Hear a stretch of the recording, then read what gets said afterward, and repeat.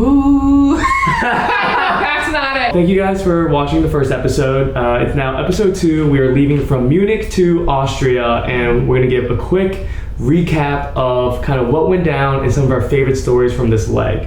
So Derek, what was your mindset going into this leg, coming off of the win from leg 1? So this leg, I was definitely riding a pretty big high coming off the first leg because we had just gotten first place.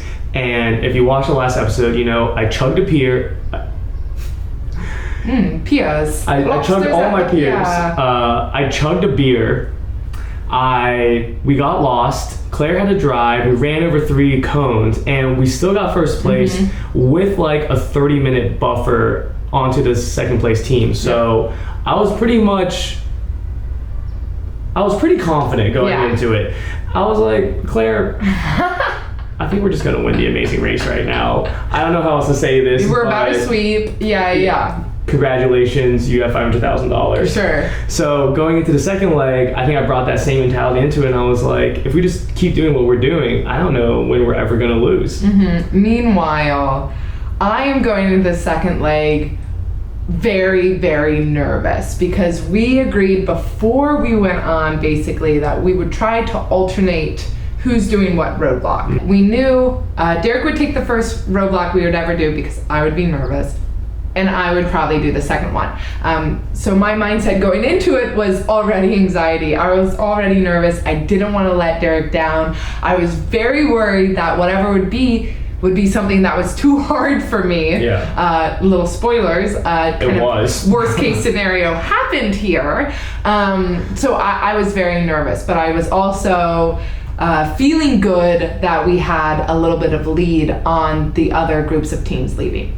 So that was pretty much it. I was super confident, Claire wasn't, and then that's the start of the second episode. We open up the clue, it says we have to go to Austria, then what happens? So we are leaving in groups of people, right? So because we finished first, we're actually leaving with the first 3 teams that finished. So it was us, it was the newlyweds, Lamumba and Glenda, and it was Quentin and Maddie, the cheerleaders, all leaving together. So we read it, Derek and I take racing off.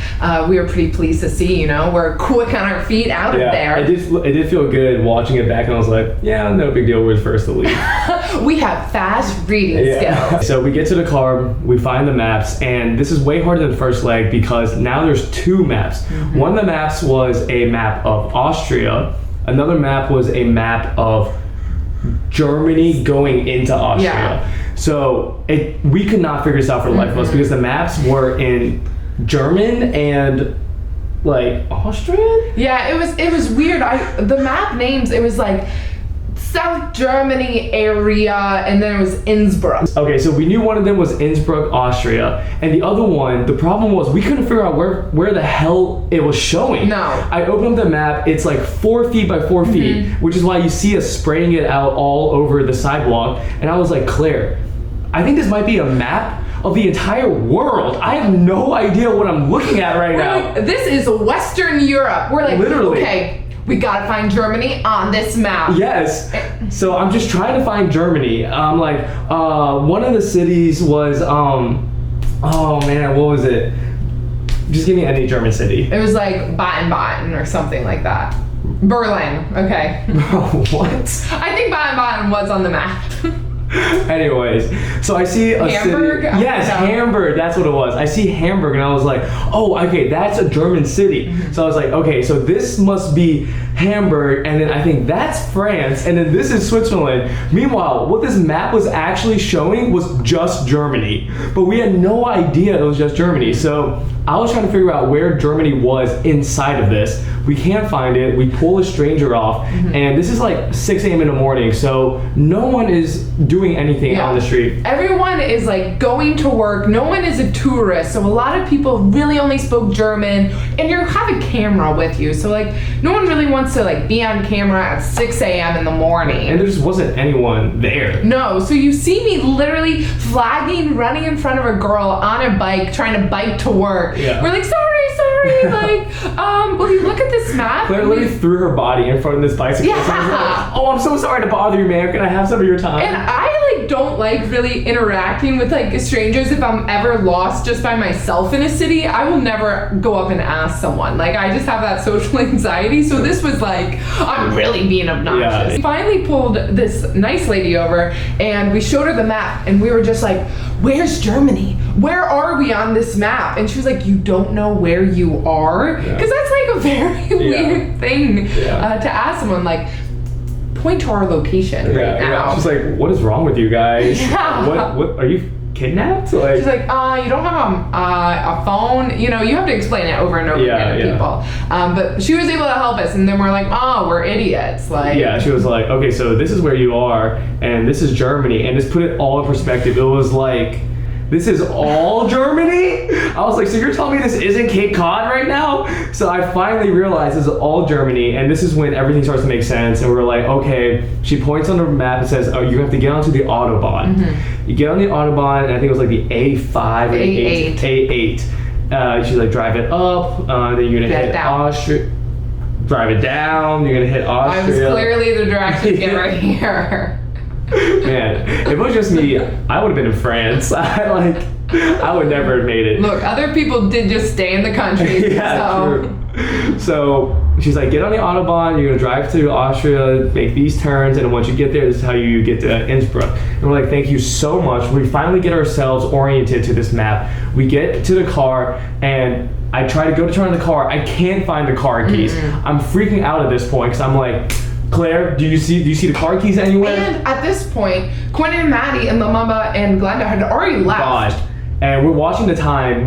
We had a 15-minute lead on the other teams. It took us 12 minutes just to get the map oriented. Mm-hmm. So now we've wasted 12, only have 3 minutes left. Mm-hmm. And I can't find the car keys. So at this point, I'm yelling out into the world like, we're getting, production is... We're being sabotaged. Someone's taken our keys. Like something's happened. I was like, we were robbed overnight. Our keys are gone. And then Finally, Claire looks at me and she's like, yo, the keys are right there. And they were just on the windshield. On the windshield. So we're about to leave, and we cannot figure out how to open the trunk of the car. Oh my God.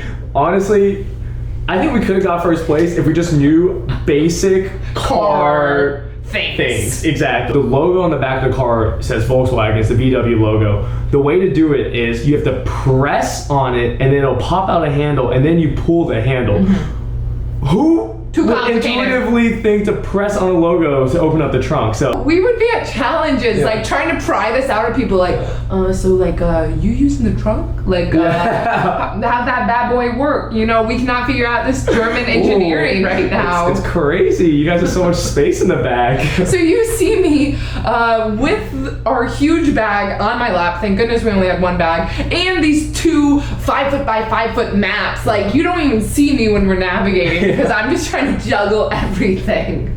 We get onto the highway. We're driving towards Innsbruck, and I just keep thinking in the back of my mind, we need to get onto the Autobahn. That lady told us we have to get onto the Autobahn, and I can't figure out which one of these streets is the Autobahn. I'm like, Claire, at any point of the map, does it look like we're gonna get onto an Autobahn? And she's like, I don't think so. We're just on the A8 the whole time. And I was like, I think we're doing something wrong. Because I don't know why, in my head, when I think about the Autobahn, and I think about the stories we've been told about the Autobahn, it is this one mystical road that has no speed limit.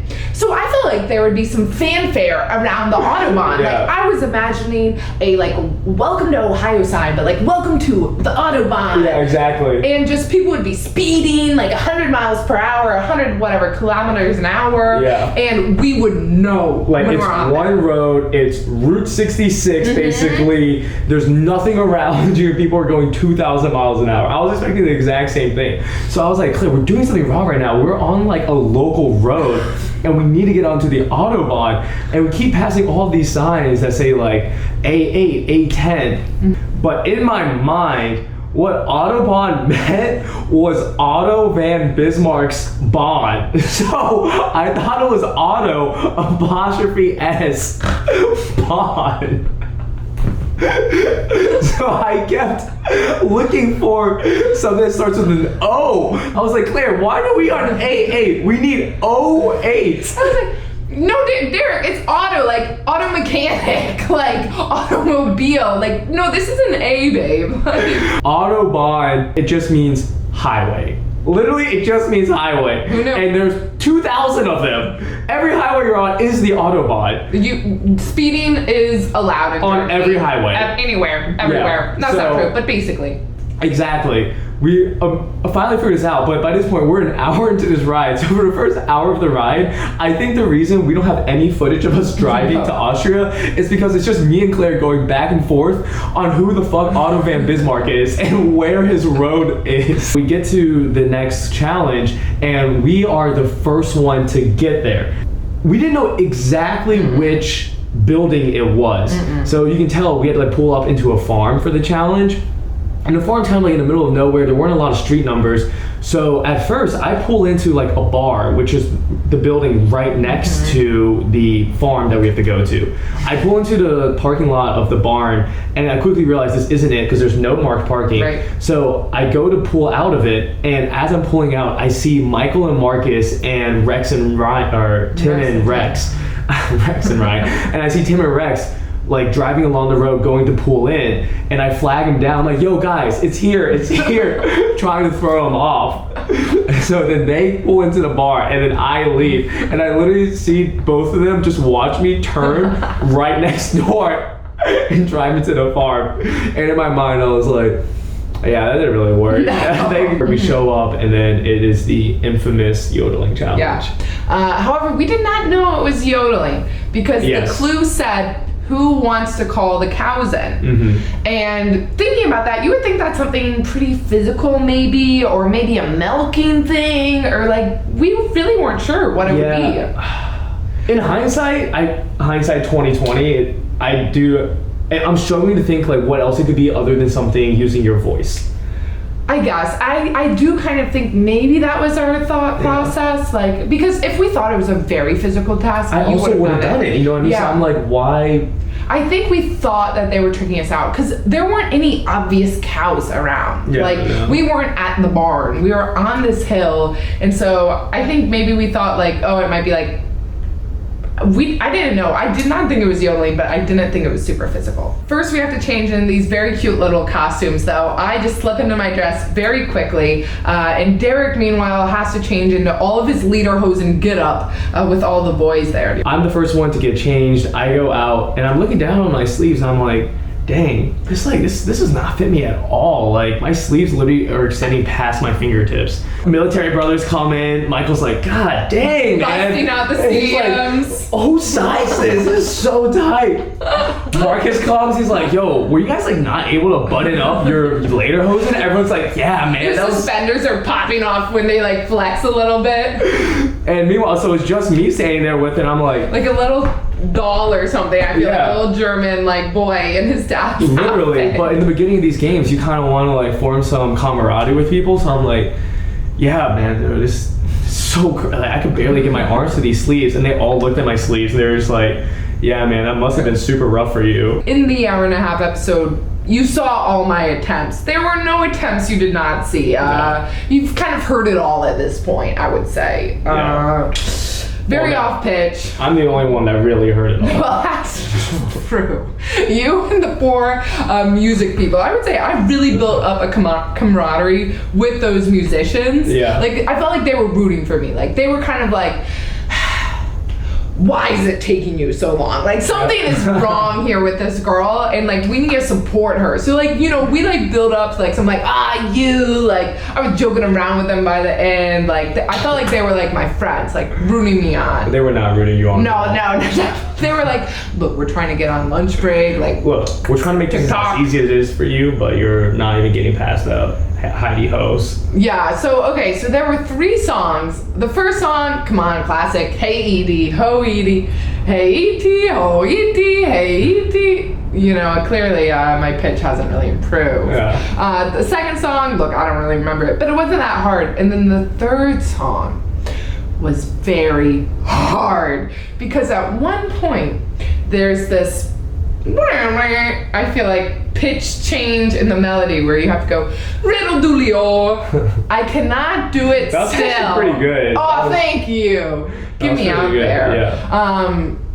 And I just could not figure out like the syllable placement. I think if you've done show choir, this would probably be very easy for you. Yeah. But me, growing up, I never did choir. Like I chose in 3rd grade, you could pick choir or gym, and I picked to do gym. I was one of 2 girls to do that, and I don't like gym. That tells you how much I don't like choir. I've never taken a singing lesson. I have no rhythm. I had to quit piano after a year because like I was not improving, and I was practicing a lot. Yeah. And I think that really shined in this episode. Oh, it showed for sure. Yeah, for 100%. I'm still working on getting my diagnosis. I have a surprise.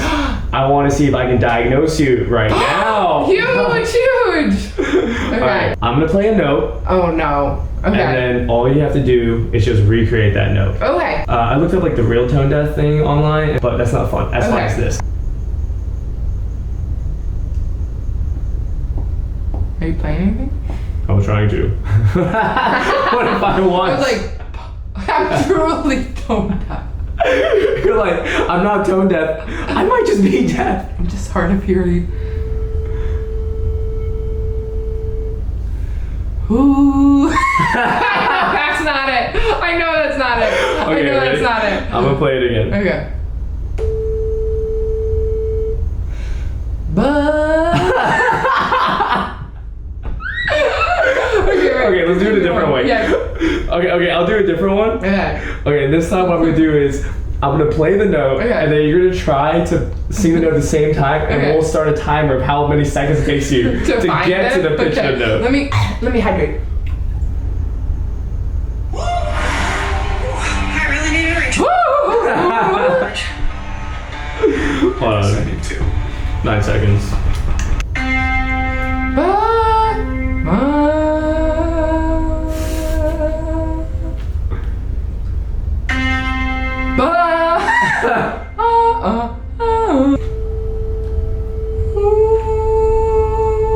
I got it. Oh, that was pretty good. Honestly, I think it's pretty good. You actually got the note. Just like yodeling. Yeah. So all you need to do was to hear someone doing it at the exact same time that you were doing it. Exactly. The issue was we were alternating. Yeah. All you need to do is to sing alongside of them, and it would have been good. Well, really what I think the issue is because I was going after Rex every single time. If I had been following Michael, maybe I would have gotten it. But Rex was even way worse than I was. Honestly, you know, Rex is very good at a lot of things. But yodeling. Yeah, no, I think you and Rex were in the same boat. He beat me. But- He beat me though. So mad, hats off. Hats thrown for Literally. that. Well. Look who's back. Okay, so camera died, but we're back again. When everyone's getting passed on the bells, there's a long line of about 8 people, and for some reason, on this next go, every single person got approved on that attempt one at a time. So we were all pretty bunched up still together, Yeah. even when we were leaving. But go on. So everyone's getting approved one at a time. Claire's at the very back of the line. 7 people go on. Claire's the last one left. And I'm watching her and I'm like, okay, yeah, like, this could be a good take. Like, I think she might get approved on this. For every other person, after they finish their take, I see the judges all look at each other and they're like, yeah. They tip the hat, throw it up, big fanfare. After Claire goes, I look at the judge and he's like, I'm like, please, sir, please. he's looking at all the other band members. They're all kind of reaching for the hat, but like backing away from it. He's like, and then eventually I see him kind of go like, gets his hat, throws it up in the air. As we're driving out of the farm driveway, Quentin and Maddie pull into it. So because they're dancers, and I felt like they're probably pretty good with music, they have good rhythm. They know chants. They know know good memory. memorization. They know how to perform, which is really what this task Exactly. is about. So I was like, shoot, the fact that we're passing them now, we probably are 10 minutes away from last place. But like I said, everyone got passed in a sequential order. So we really were it's however long it takes you to yodel, It's just a couple minutes from when David and Aubrey left in front of us and other teams left in front of us. So like, even though we were in 10th, we also were almost in 11th place basically, but we're also almost in 9th place. Yeah, kind of. It was all really bunched up. So there was quite a number of teams that could have been last place at that point. All right, well, this is when I give my extremely motivating speech to Claire and I say, it doesn't matter what just happened. All we have to do is focus on navigation. If we get there first, Fractioning. we can beat some of these other teams, all right? And I think what I wanted to get out of that was like, let's forget about what just happened. Let's not dread on the past because I've seen teams in other seasons, if you think too much about how poorly you've done on something, then it becomes like a snowball effect. I felt like I had really let you down on my yodeling. And so And you did. I know. And so I knew the only thing I can do to make up for this is to get us where we need to go. Which you also did. Which I was able to do. Finally, we get to the last. We get to the parking garage. Yes. Which was tricky. You had to use the maps. And again, we had 2 maps that we had to navigate with. Yeah. So a big map and then a smaller map of just Innsbruck. Okay. And one thing about this map, which I didn't realize, which was a huge mistake, is that the map was 2-sided. Yeah. So there was a zoomed out view of kind of the area of Austria we were in Innsbruck, and on the backside there was a close-up of Innsbruck, just the city itself. And I did not know this backside existed. No. Like, I have no idea what I thought was in the back of the map, just like doodles. Yeah. And so I was navigating. Like, oh, this is a nice little drawing that someone left for us. Like, so I was navigating with the larger scale, or smaller scale? Okay, How does scale work? Imagine if this is a map of Innsbruck. Yeah. Claire was doing the equivalent of trying to navigate us by looking only at my pupil. Yeah, And she was- basically, like, I was like, I can't, I'm pretty sure it's like, this. oh man, I wish I brought my magnifying glass. We get to parking, we show up at the same time as Louis and Michelle and Rich and Dom. Rich. So as we're running out of there, I'm running alongside of Lewis and we're just kind of like celebrating that we made it there. And I was like, hey Lewis, I think we're both in the back of the pack right now. So like, let's just work together and make it out of this. And then, you know, we can both like kind of move up a couple notches. He's like, that sounds like a good idea, man. We get to the clue box, open up the clue. It's a dancing challenge. And I was like, okay, peace, Lewis. I'll see you later. You guys do the dancing challenge because I know Michelle's a backup dancer for Pitbull. Me and Claire are not going to do that. We're going to go over there. And Lewis is like reading directions off of someone's phone. He's like, yo, where are you going, Derek? I was like, sorry, man. We're going to have to link up another time. Bye. Me and Claire are definitely not going to do a dancing challenge right after that yodeling challenge. Yeah, if you thought I was bad at yodeling, you should really see my dancing. Absolutely not gonna happen. Especially when we have 3 teams of semi-professional / professional dancers. It's just not our strength. So it is what it is. Yeah. And when it was bells ringing or partner swinging, we were like, we don't really know what bells entail, but that's what we're doing. We get to bells, and when we get there, we're the only one there, which actually ended up being kind of a blessing. Really because- good. Once Dom and Rich got there, it was just chaos. It was so loud, a cacophony of noise, if you will. And if more teams had even been there, it would have been so hard to hear. I think it would have been almost impossible to do. Yeah, even with just me and Claire there, we already had to put in earplugs because it was getting so loud. So the way that it worked was a little bit more straightforward than what I thought it was gonna be, which is why I was kind of happy with it. You had music, and it wasn't musical notes. It was just the letter of the note. So C, D, G, for instance. And then when you look down the bells, I thought we were gonna have to memorize the note that each bell made.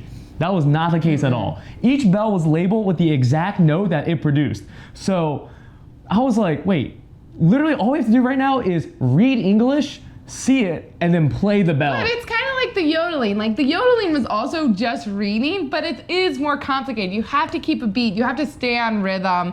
You have to do it in sync with your partner. I go, he goes, I go, he goes. And at some points, you have to all ring at the same time. You're reaching across the table. It is a little bit more complex with that. I understand why teams struggled. Fair. I think it was easy for Derek because you have 9 years of piano experience. Like, you know how to keep a beat, keep a rhythm, stay on pitch. And if I played a wrong bell, you would automatically be like, nope, wrong bell. Like, I know what a G is supposed to sound like. And that was a C sharp. Yeah. Nice, C sharp, that's pretty good. Thank you. Is C sharp higher or lower than a C? Higher. Okay. Flat is lower. Okay, cool. Okay, so we're playing the bells, and the instructor is she has her own lesson plan. I wasn't really a fan of the instructor's lesson plan because she was trying to get me and Claire to play it together at the same time before we had both learned our own parts. So I was like, this isn't gonna work for us. And coming from piano, I know one of the most important things is you learn your left hand first, then your right hand, then you play it all together when it's something complicated. So I was like, Claire, you're gonna be the left hand, I'm the right hand, let's do it ourselves and then come together and play it. And by doing that strategy, and the amount of time it would have taken us to do one iteration with the teacher, we were able to practice it 20 plus times by ourselves. Yeah. So I think that ultimately is one of the reasons why we're able to make it out there so fast. It's because I think we probably practice it 5 times more than any other team. I think that's true, and we were able to get it down, so we practiced it so many times, me, you, us together, and then once Dom and Rich came in and we were like, this is not useful anymore, let's just go and let's just perform. And it would have been nice if we hadn't gotten it in the first try, because we went so quickly, we probably could have performed back to back for a while. And this is why I think partially bells was better than dancing, was because there were fewer people at bells, which you can't know who's going to go where. You kind of can. At least 3 teams are going to go to dancing. But because there were fewer teams, we were able to perform much quicker. Much quicker. Okay, so let's talk about the actual judging of this task. The performance. We get there and me and Claire are going, and this is when I think actually it was my orchestra background, so I used to play violin, that really helped me out, because when you play orchestra, there's a conductor who keeps track of the beat for you guys. And one of the big important things happening here was not only did you have to play the notes, but you had to play it at the right pace. So there was an accordion player playing his accordion and you had to play it along in the rhythm that he was doing. I was trying to make sure we stayed on beat, so about like halfway through the song, I started conducting with my left hand and then playing the bells with my right hand. And I think this really helped us because one, it kept you on beat, it kept me on beat, but also an added surprise is I was keeping the accordion player on beat because about halfway through it, me and him make eye contact and he's nodding his head with me on every downbeat. Look, I'm glad this was useful for you and the accordion player, but this meant nothing to me. Like, I don't know what about my yodeling made you think I knew music theory. Oh, me and the accordion player were like totally in sync. I was like, you guys were like, hey, let's start up a accordion, band. you come in. I was like, Claire, that's you, and I'm gonna ring my bell right now. Meanwhile, I'm like, Dirk, what are you doing with your hands? Like, let's focus on these bells, baby. You need 2 hands right now. Because me and accordion got synced up, I feel like I started slowing him down and his playing because I started moving my hand like a little bit slower. He started playing a little bit slower. So it bought us a little bit of time between beats. I'm sure. We opened up our last food and it says all you have to do is make it to the pit stop. Because we weren't in last, I started thinking like, shoot, Claire, we gotta go fast because I think we could be. No, I never thought we were going for first. No, not first. I'm saying top 3. Oh, I never thought that either, honestly. Oh no, I kind of did because I was like, I didn't see anyone at bells, so I kind of thought everyone was caught up at dancing. So I was like, okay, we need to gun it right now. I think we could finish fast. And we did bells very fast. Like, you can tell sometimes, even if no one else is there, if you did that fast or not. Like Smash. Like, I could tell you did Smash fast. I just couldn't imagine who would do it faster, and I can't really imagine anyone that would do bells faster than us. Definitely not. So we get out of there, and I'm in this mindset of go, go, go, and the clue says to find Phil at the pit stop in Nymphenburg Palace. So we're running around downtown. We're like, does anyone know Nymphenburg Palace? Nymphenburg Palace, anyone? Please. And I think someone this is for $1 million. We need to find Nymphenburg Palace, and it's all tourists, so no one really knows where Nymphenburg Palace is. I think someone pointed us kind of the right way. They're like, oh, it's in Old Town, whatever. And so we go running down there and we see this guy on a scooter, like a little razor scooter, and we flag him down, we stop him. Big day getting directions from people on vehicles, honestly. And we're stopping and we're like, hey, where's Nymphenburg Palace? Please. Derek has this thing where every time we ask for directions, he says, we're in a competition for $1 million. And if you tell us this, we will go there right now and win $1 million. I made every leg sound like it was the last leg of the race because people would be more inclined if they're like, oh shoot, you're about to win $1 million. Of course I want to help you. So this guy pulls out his phone. He's like, Nymphenburg Palace. He looks up on Google Maps and he's like, is that Nymphenburg Palace? And we turn around and there's this huge palace. Exactly, a palace that's 10 feet behind me and Claire. I was like, bro, that was not there before.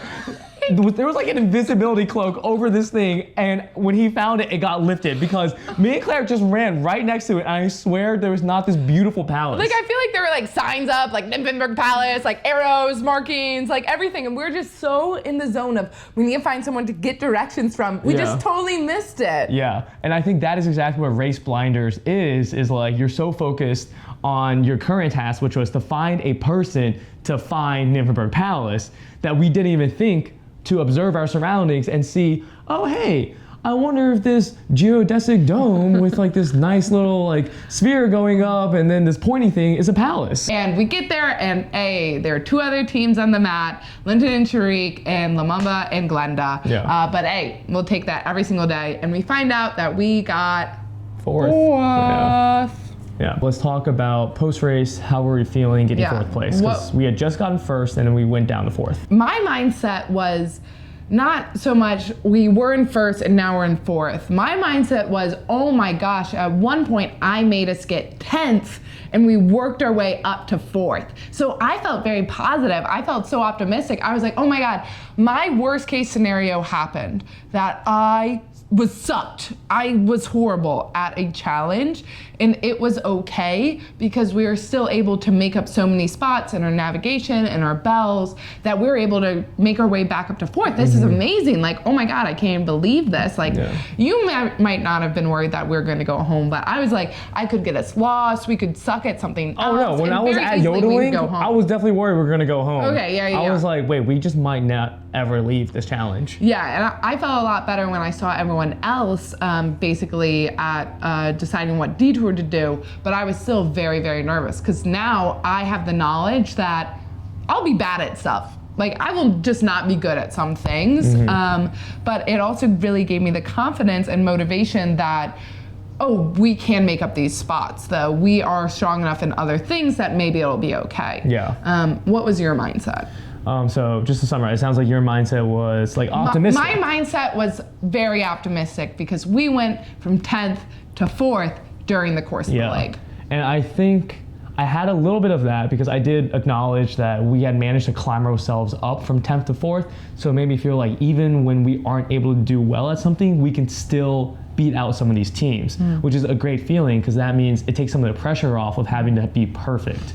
But going from 1st to 4th, I think I was a little bit like, I want to be top 3 because top 3 is what it takes to get to the final. So I didn't want to slide anything lower than this. So I still wanted to like think about what we can do to get better and get back into like a top 3 placement. Yeah, I think that how we felt about it did really mirror what our mindset was going into the race, or going into this leg, where I was anxious and nervous, and you were very optimistic and confident. And so for me, my worst case scenario happened, and it was okay because we still got 4th, whereas for you, you were very confident. You felt like, okay, we can do this. Our cat. Wait, I'm gonna go look at it. I'm sorry. Okay, sorry.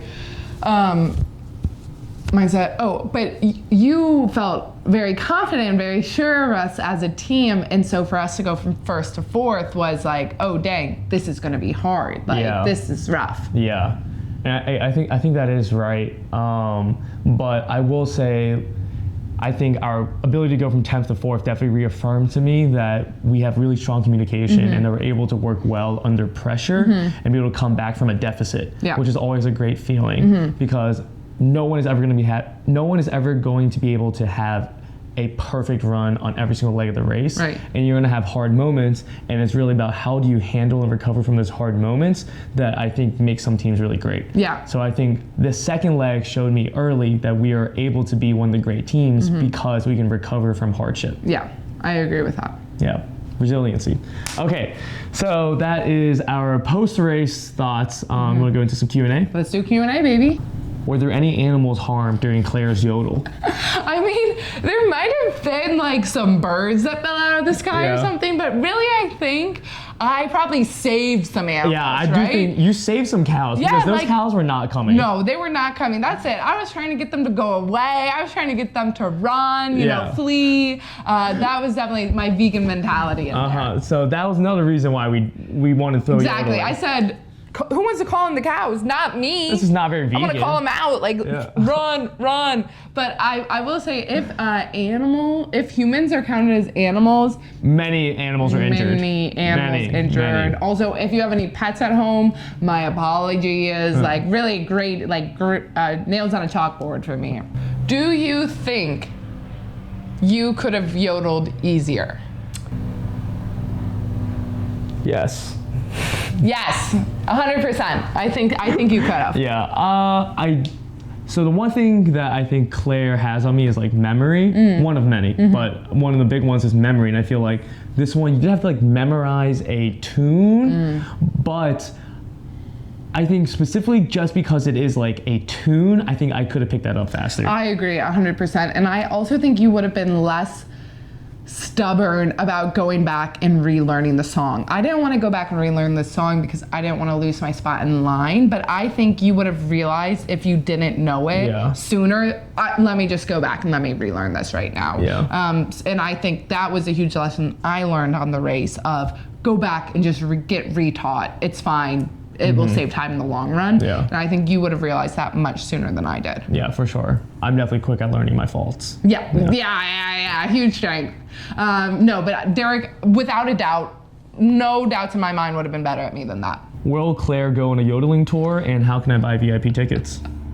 No, you will never hear me yodel. Derek is trying to get me to yodel, like as we're watching the episode. I don't know those yodels now. I didn't know them then. Derek was trying to get me to do it in the car. He was like, what were you having issues with? Like, riddle doodle, like, or whatever. And I couldn't do it then, can't do it now. Honestly, it was kind of like a blessing that we got on there, even when we did, because I remember we're driving away and I was like, Claire, what were you stuck on? She was like, I don't think I could do it for you again. No, I couldn't.